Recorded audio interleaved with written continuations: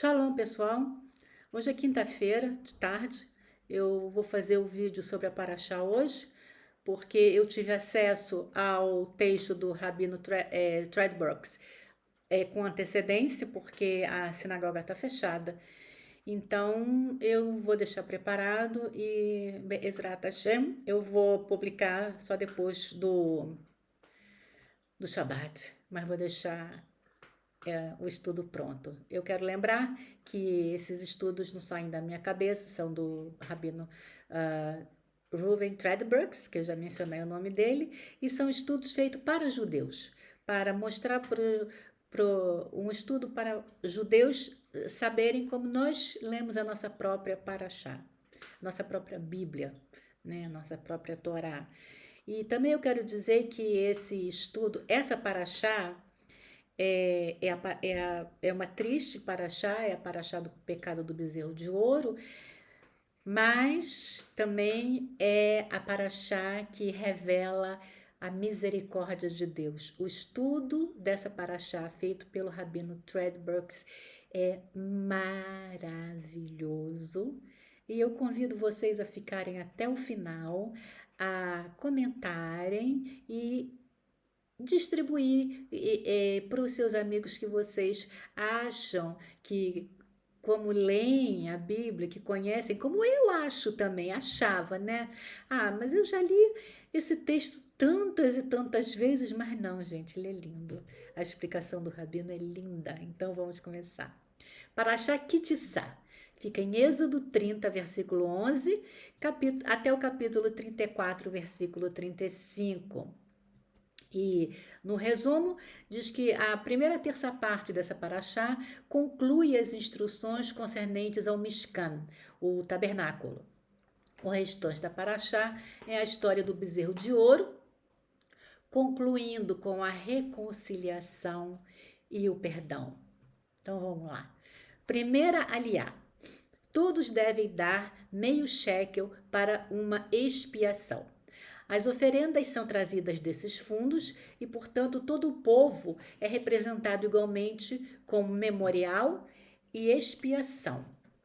Faça uma bacia de lavagem de cobre. Coloque-a fora da área do Mishkan, perto do altar. Espera aí que a minha gata está aqui curiosa com o meu equipamento. Neném, dá licença.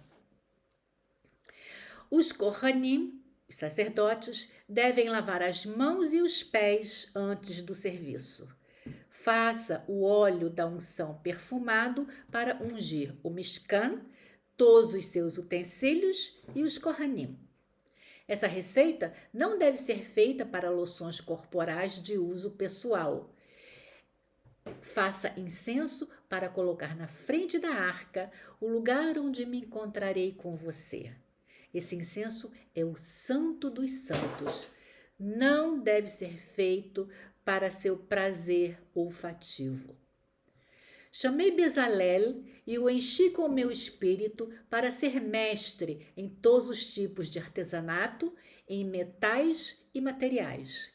Ele, com Oholiav, fabricará todas as coisas que ordenei que fossem feitas para o Mishkan. Guarde o Shabat como um sinal entre mim e vocês para sempre, pois eu sou aquele que os santifica. Não faça nenhuma melachá, nenhum trabalho criativo. É um sinal eterno que em 6 dias eu fiz o mundo e no 7º cessei. Essas instruções servem para completar os preparativos para a construção real do Mishkan, o tabernáculo. O esforço no Mishkan tem diferentes partes: a construção e as pessoas para operá-los. Essas instruções já foram dadas. Agora mudamos para os facilitadores, não o serviço em si, mas os mediadores.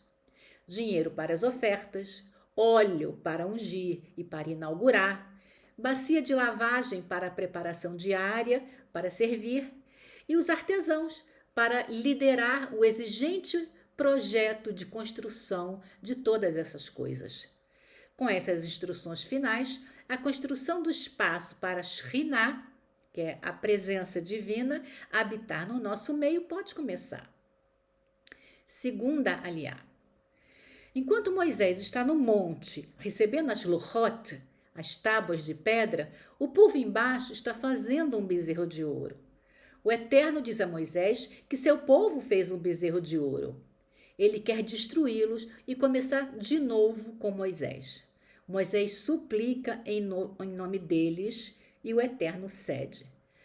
Moisés desce com as tábuas inscritas pelas mãos do Eterno.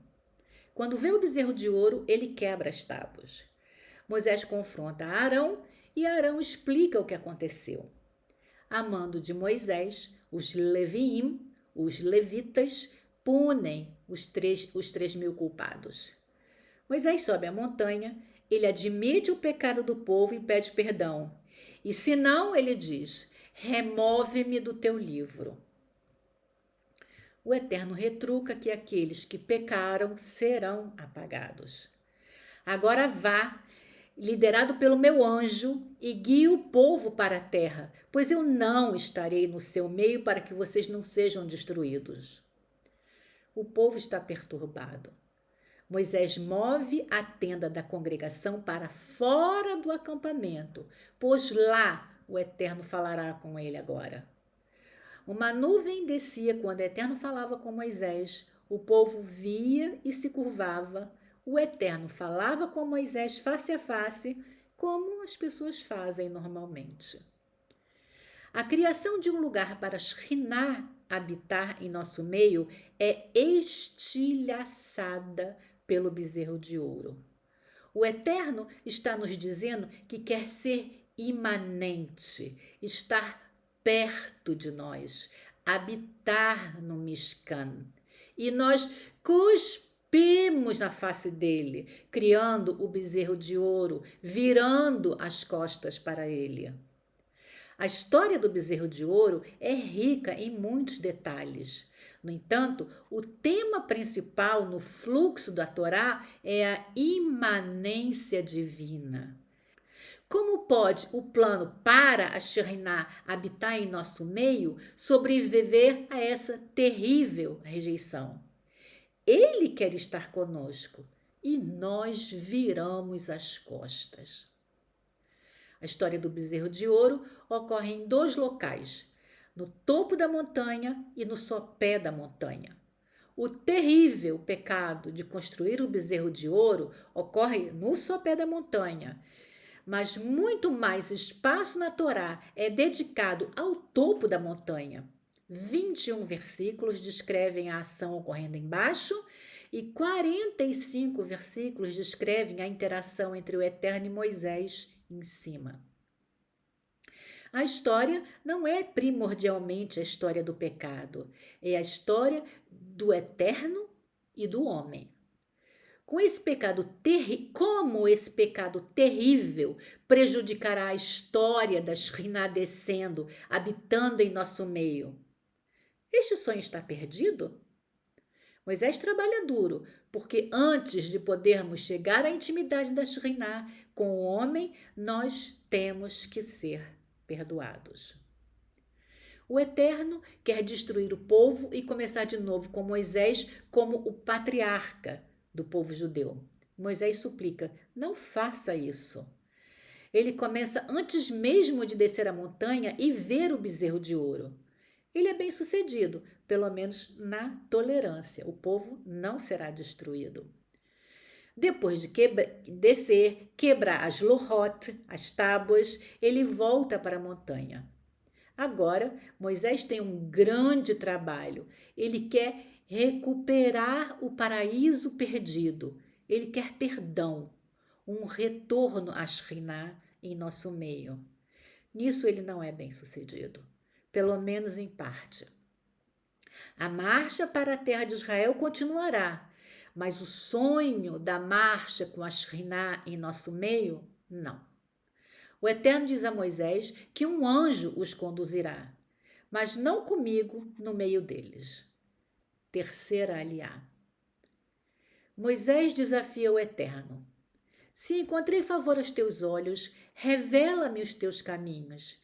Assim poderei agir adequadamente, pois esse, afinal, é o teu povo. E o Eterno diz: Eu te guiarei. Moisés, não nos mova daqui a menos que a tua face vá conosco. Moisés sente-se encorajado.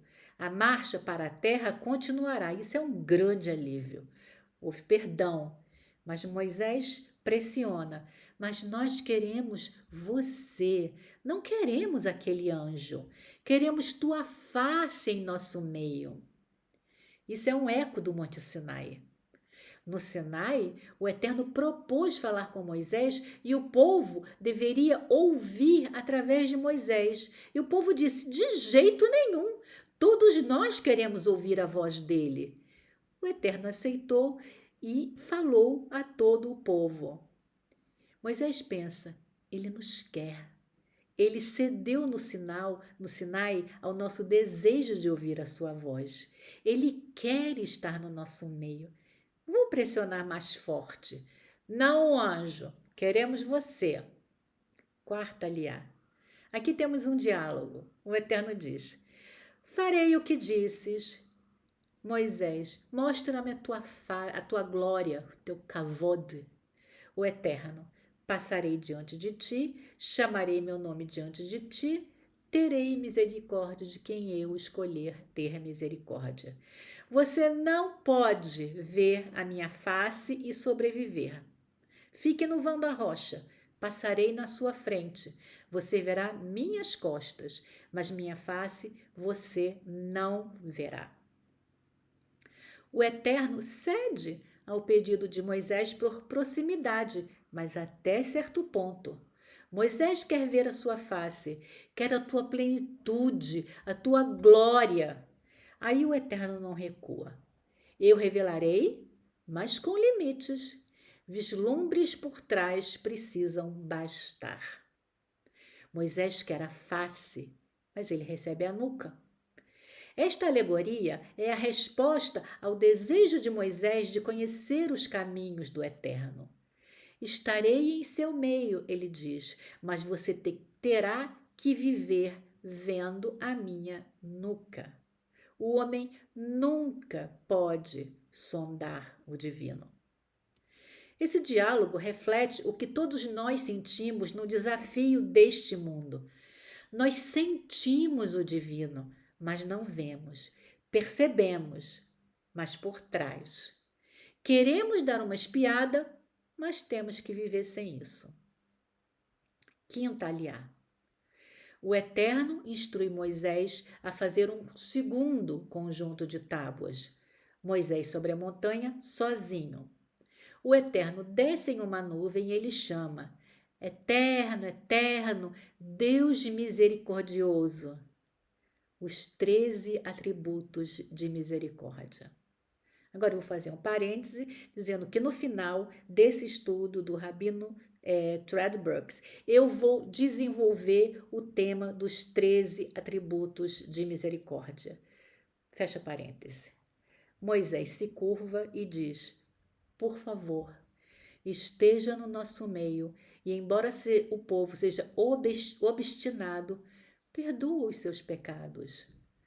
O retorno ao paraíso perdido, o retorno ao relacionamento rarefeito com o Eterno, querendo estar perto do homem, continua.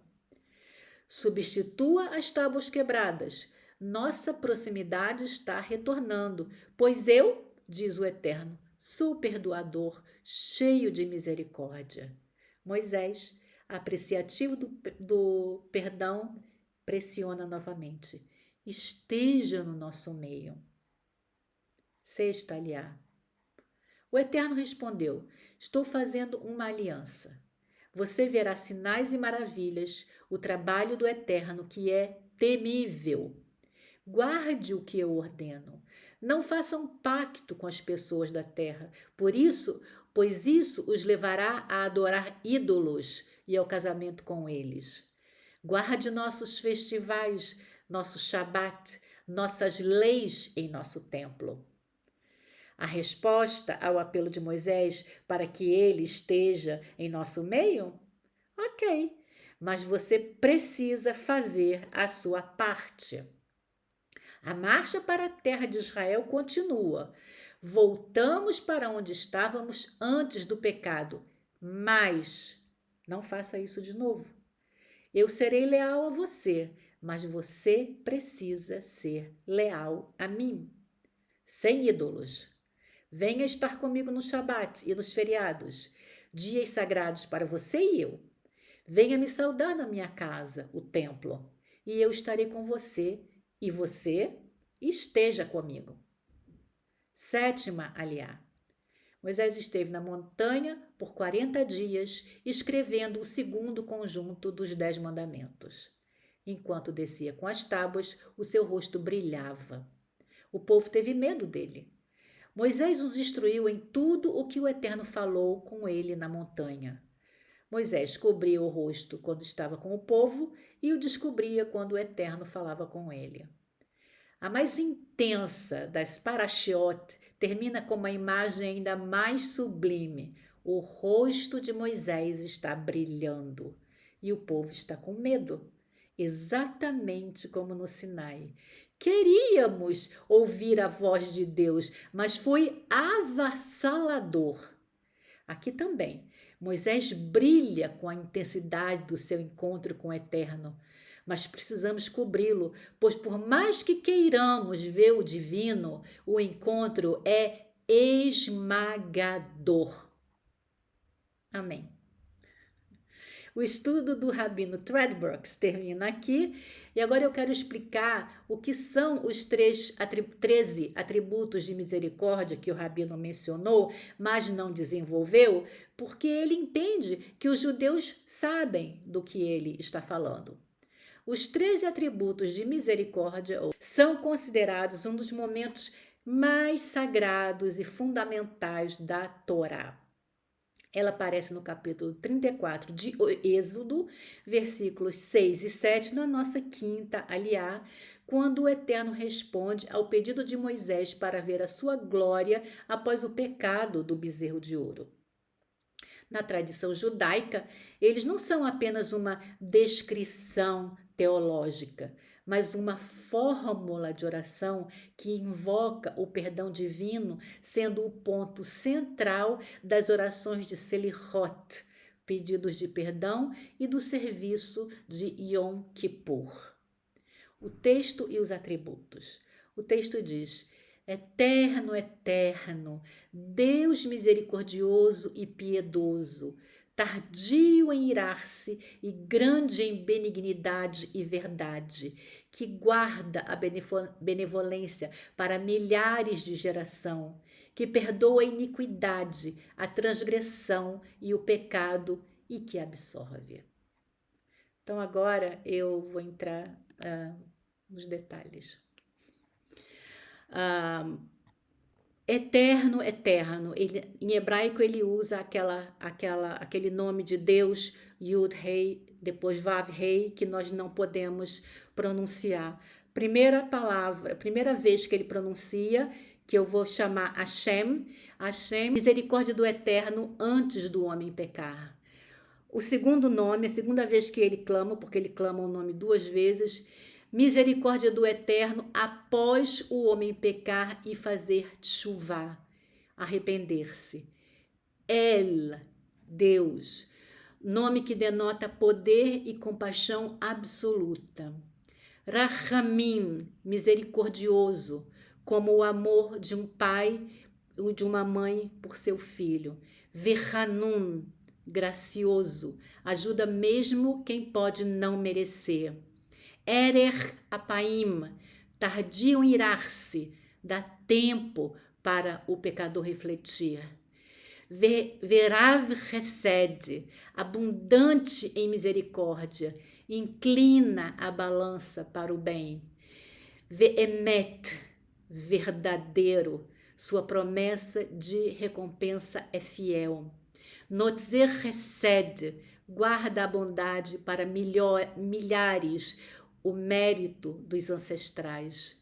Noseavon, a iniquidade, pecados cometidos, e perdoa a iniquidade, os pecados cometidos com má intenção. Pechá, perdoa a transgressão, pecado de rebeldia. Verratá, o pecado cometido por erro, omissão. Venaquê, e limpa, absorve, purifica aqueles que se arrependem. Por que isso é tão importante? A mudança de relacionamento. Antes do bezerro de ouro, o relacionamento era baseado estritamente na lei. Após o pecado, Moisés ensina que a sobrevivência do povo depende da misericórdia. O contrato do perdão. O Talmud ensina que o Eterno fez um pacto com Moisés.